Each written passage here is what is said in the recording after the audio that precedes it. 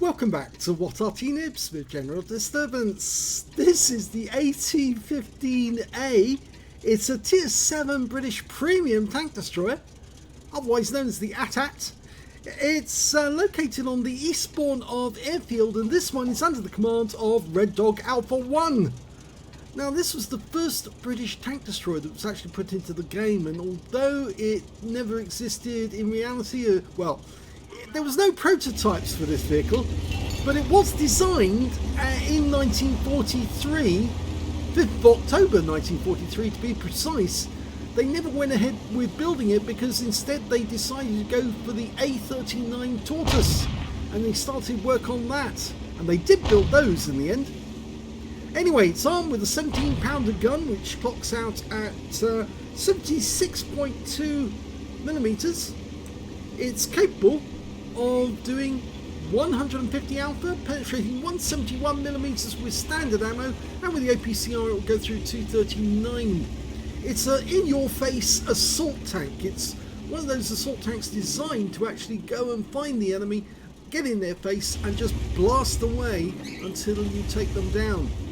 It was designed specifically to take on fortifications, and of course the Tortoise in the end was probably going to be used in the future as a means of taking out the enemy IS-3s if the Soviets ever decided to come straight across the East German border. Well, his first shot on the Lurva actually bounced off the turret, and the Lurva now knows he's here, but he is getting hit now, and that's a critical hit, so it looked like it hit the gun, and he got another one. Unfortunately, the penetration on the 17-pounder isn't quite enough to go through the Lurva's armour. He is a Tier 7 tank destroyer attacking a Tier 8 German premium heavy. He certainly can go through the armour on the Hellcat, no problem at all. Standard ammo would be deadly to the Hellcat. Now, it's got a 25-degree arc either side of the centre line, and the armour's pretty solid actually, 304 millimeters around the gun shield. The only problem is that they fitted it with a rather glaring weak spot. I think you might be able to guess what it is. Yes, I'm homing in on it. Yes, it's a machine gun cupola at the back, and if you penetrate that, you kill the loader as well. So pretty obvious place to aim if you're up against an AT-15. Just hit the little turret and take his loader out, and that will slow down his rate of fire. It has got a pretty crippling rate of fire, 4.12 seconds per shot by the book. Was it 4.1, I think? And you can see here that Red Dog Alpha 1's got 3.93, so he's pretty quick on the reload. Of course, the 17-pounder is a particularly accurate gun, but it's known for being accurate, but and it's got a good reload, but the problem is that it just doesn't have the pin to match up the accuracy and the reload rates. Well, they're two up on the enemy at the moment. He's pulling back to use the gun, use the bush mechanic rather. But that IS-3 is not being cooperative. He hasn't gone up against the edge. Not just yet.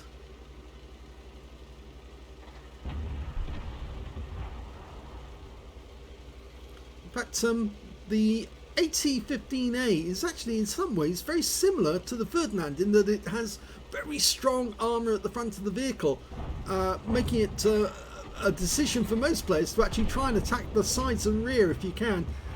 According to the book, it's got 228 millimeters at the front and on the hull, 152.4 at the sides and 101 at the rear. So it's just a huge lump of metal. In fact, the vehicle weighs 65 tons fully loaded. So if they had actually built one, it would have been very similar in size and possibly weight as well to the Tortoise.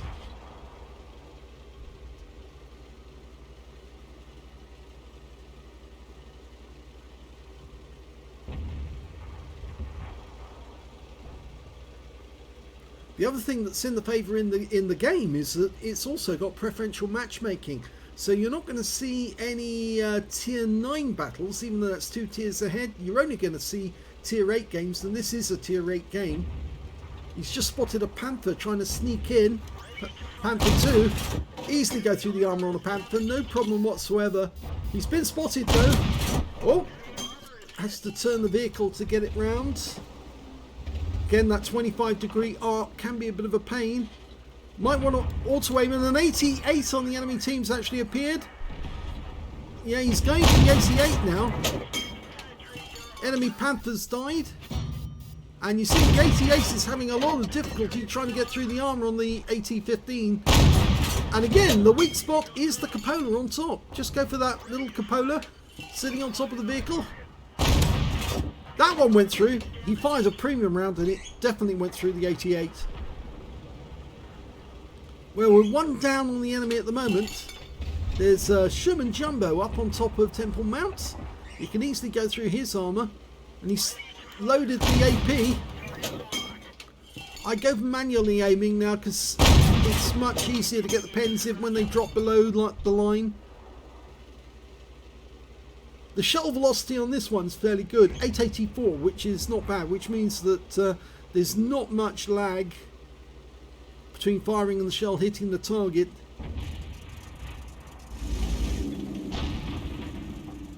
Okay, you might be able to hit that IS-3 now because he's come to the edge. He's noticing all the actions going on in the rock face nearby. On these Temple Mount at the bottom, rather. Oh, Super Hellcat's gone.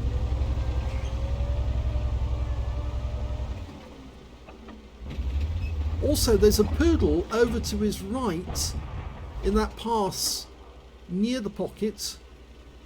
And a Wizzy 1201 GFT has suddenly appeared.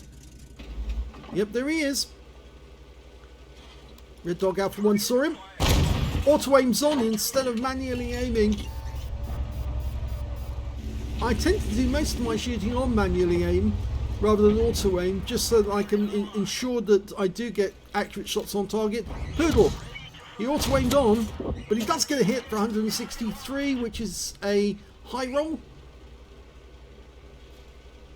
That Wizzy 120 is hiding behind the rock at the moment. He knows that there's an AT-15 here, so he doesn't really want to get punctured in the side. Oh, could have got a shot to the 88, but only briefly. He's spotting for his team now, actually, funnily enough. From all the way back here, he did actually get notified that he potentially earned a patrol duty in a tank destroyer, of all things. But considering this is an assault tank destroyer, I suppose that's not so bad. Come on, Mr. Wizzy, you want to go back. You want to go back. Let's see if he pulls back. You want to move back. No, he goes forward instead. Oh, he's changed the aim over. Oh, he might have a shot in the 88. Well, it didn't go through, but it certainly hit. And here's the Sherman Jumbo. And that one bounced off the side because it was a ricochet. And he's auto-aimed on again, but he did get the kill. Yeah, he did get a shot there into his side from the IS-3, who popped out of his little pocket. And he's now being hit by the enemy Arty as well, although it was only 5 hit points he lost. And the IS-3 is still there. Aim a bit lower. The IS-3 is definitely still there. I say he's used that rather colourful skin. I must admit I've used that one as well. It is quite natty, actually. It is the Day of the Dead, isn't it? The skin. It comes out quite purple on the desert maps. Yes, that cupola is a very, very glaring weak spot on the vehicle. In fact, you can see one of the enemy rounds actually hit the gun. Yes.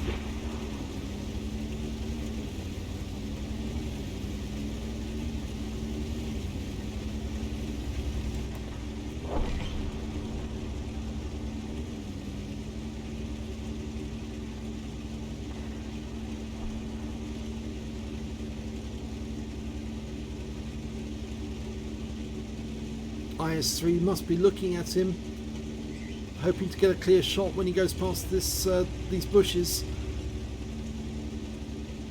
Well, he can't now because I think he's far enough down that the IS-3 can't see him. It's equal number of players on either side. 2 tank destroyers on our team, 2 heavy tanks on the enemy team.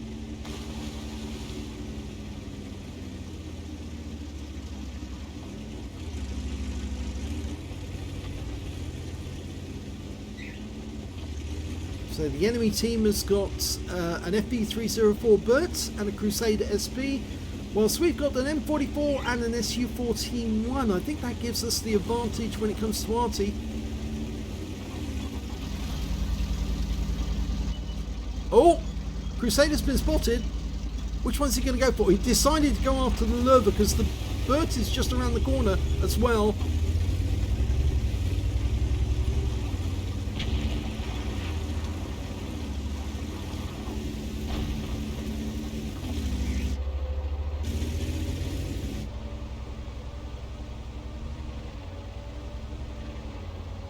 There's the Lurva. One shot. Oh, arm piercing. APCR, please. Yes, that's it. Yep, got him. Right through the side. No problem. Now he can load the AP now because apart from the IS-3, both of the other enemy vehicles, the FB304 and the Crusader, will easily be penetrated by standard ammunition.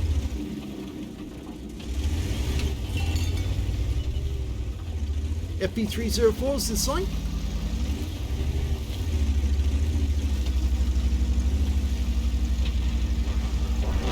And he's taken out by our SU-14-1. The Hellcat hasn't got much in the way of health though. He's down to 68 hit points, making him a one-shot for the IS-3.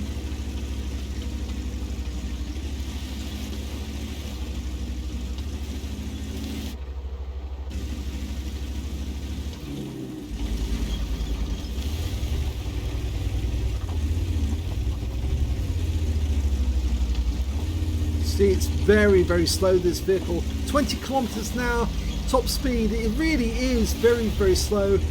One of the big handicaps of an 1815A. And if you are going towards the enemy, you know, it takes forever sometimes when it's just advancing at 20 kilometers an hour. The enemy can run away from you. Well, the IS-3 is going to see him now. And I think somebody just fired up there, or somebody put around him, because we saw dust kicked up in that corner, and he's found the Crusader, but he's going to have to turn side on to go after him, and that may give the IS-3 an opportunity to put a round into him. Well, he tried and he couldn't get through the armour. He's nicely angled at the moment, but he might go for the cupola and or the rear of the vehicle. The Hellcat now knows where he is. He's definitely up in the pocket still. There he is. And now, Arty, go after him. That's it. Let him turn and face you. Back up. That's it. Good, good, good, good. Let the Arty have a go at him. And then you can pound him with the 17-pounder with APCR. There he is. We lost the Hellcat. Oh, no, he lost the opportunity. He didn't pen there. I would stay where you are because it's going to force the IS-3 to stay there as well. And he's still up on top, but he's getting hit by Arty, and that means you're getting the assist. He might try to come down from the top there if he thinks that he can jump on top of you and get a kill. The Hellcat is going around. Actually, it wasn't the Hellcat we lost because he didn't get taken out. It's the Crusader they lost. Okay, the IS-3 is going after the Hellcat. I wonder if he's actually coming down to meet us. Well, now go for him. Side of the vehicle. Well, he's locked on auto aim, and we did lose the M44 and tried to ram the IS-3. Not a good decision. But now we lost the Hellcat as well. The auto aim is not helping you. You need to manually aim the vehicle. Now, you can't let this guy get behind you. But so long as he's willing to face hug, he's going to lose. Because you can reload much faster than he can and punch holes in him. And he will die the next shot if you can get it in. Oh, he survived that one, but he won't. Oh, ouch. Oh no. I thought for sure that Red Dog Alpha 1 was going to get that kill. But now it's our SU-14-1 and their IS-3. But there's only a few seconds left in the game. 5 seconds to go. And that's it. It's a draw.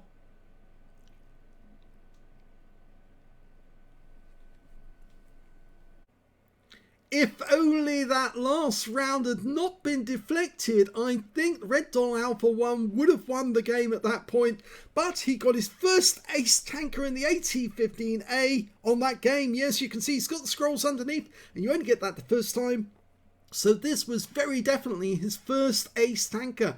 He got a 5 for effect for doing more damage than the hit points to his own vehicle, a bruiser medal for getting at least 5 critical hits, he got 6, and he did get a patrol duty for being the only one spotting 6 enemy vehicles whilst they were damaged. His win rate from the battle, 3,428, which is Super Unicum standard. So let's have a look at team score and see where he was. Well, he didn't get the highest damage in the game. The IS-3 managed to get a Spartan, high caliber and a steel wall for 3,265 hit points of damage, and he survived the battle. The second highest damage in the game was the SU-14-2, who picked up, SU-14-1 I should say, got 2,200, and the M44 got 2,186 in third place. And we can see behind the FV304, the Lurva, we can see that Red Dog Alpha actually managed to pick up 1,698 hit points of damage. And when it came to kills, he was actually in joint third place because the high scorer was the IS-3 with 4 kills. 3 kills went to the M44, 2 kills went to the SU-14-1, to Red Dog Alpha 1, to the Progetto 46, the SU-122-44, and also to the FV304 on the enemy team, the Lurva, and their Sherman Jumbo. So let's have a look at base XP. Well, he did lead the base XP in this one because he got 888, which means he's the highest. Second highest was the IS-3 with 749, and the third highest in this game was the M44 with 680. He fired 31 rounds in this game, 27 direct hits, 12 penetrations. Damage of 1,698 hit points, of which 317 were at more than 300 meters. 10 hits received from the enemy, 3 penetrations, 6 non-penetrations, and 1 hit by way of splash damage. Yeah, he managed to block the first IS-3 round, but he couldn't block the second one, and that was the end of him, unfortunately. 1,320 hit points of damage blocked by armor, 5 enemy vehicles spotted, 8 enemy vehicles damaged, 2 killed, and 2,641 hit points of damage assist, or spotting assist, I think. On a free-to-play account, he earned 48,789 credits, got 5,796 for Courageous Resistance. That's because he got a Battle Hero medal in a losing or drawn game. It was a draw. 54,585 credits altogether, and after repair and ammunition resupply, took away a profit of 9,391 credits. Yes, he did have to fire a fair number of premium ammo during that game to try and get some penetration. 888 base XP, 489 for Courageous Resistance, 183 for being a premium vehicle, and took away 1,560 experience points altogether. So very bad luck there to Red Dog Alpha 1. I felt sure that once he was face-hugging that IS-3, he was going to get a pen which would finish him off, but unfortunately it wasn't to be on this occasion. I think actually if he hadn't been on auto-aim, I think actually towards the end he wasn't on auto-aim. He was actually aiming manually, but he was trying to find the right spot on the vehicle. I think you can actually get shots through the armour of an IS-3 if you go for the turret ring, or if you actually try to aim for the flat spot on top of the turret, obviously, which is very thin, but it's just the angle you have to fire at. Sometimes shells bounce off it, but if you get it right, then it will go through, and that can finish off the enemy tank. Also, he did actually manage to penetrate the angled armour on his pike nose, because he came in when he face grappled at the right angle to actually get some shots in, but when he fired that shot that didn't pen, unfortunately it bounced off the pike nose, and yeah, that's when it all went wrong. So good try by Red Dog Alpha 1. Congratulations on getting your first ace tanker. If you enjoyed that replay, please give this video a like. Do subscribe to our channel. Leave a little comment down below because it feeds the algorithm.